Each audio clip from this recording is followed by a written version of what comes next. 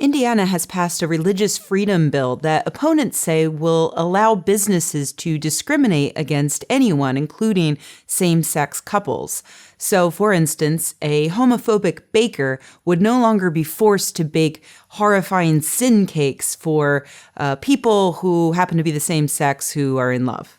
The governor insists that this is not a law that will legalize discrimination, and to prove it, he has offered to clarify the bill. However, when given the opportunity to clarify the bill by reporters, he didn't.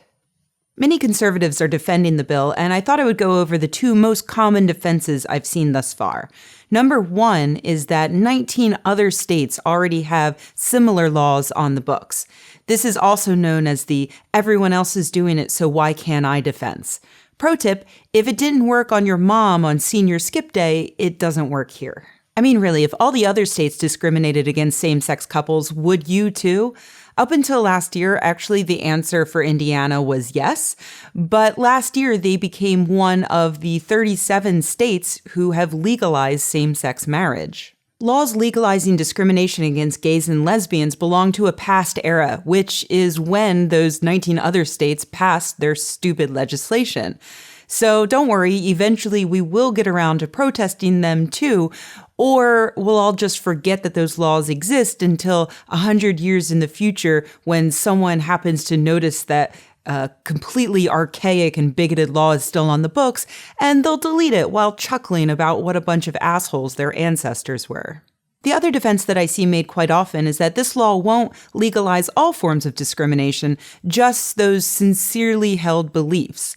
That's the kind of argument that can only be made by the most privileged of religious minds, the sort of person who is not just in the religious majority, but who cannot even conceive of a world in which a person might have a sincerely held religious belief that could do damage to them. But you'd better believe that the first time a Muslim baker refuses to bake a cupcake for a Christian customer, this law will crumble under its own stupidity.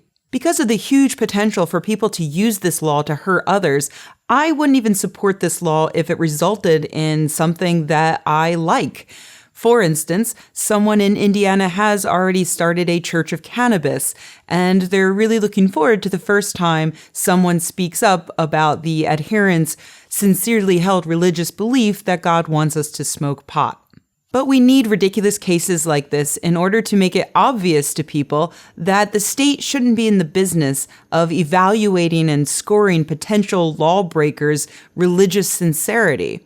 If the law says that you can't marry a 12-year-old, then no fundamentalist Mormon preacher should be allowed to say otherwise.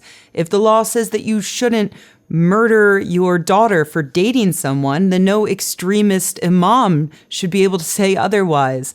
And yeah, if it's illegal to discriminate against gays and lesbians, then no Christian theocrat should say otherwise.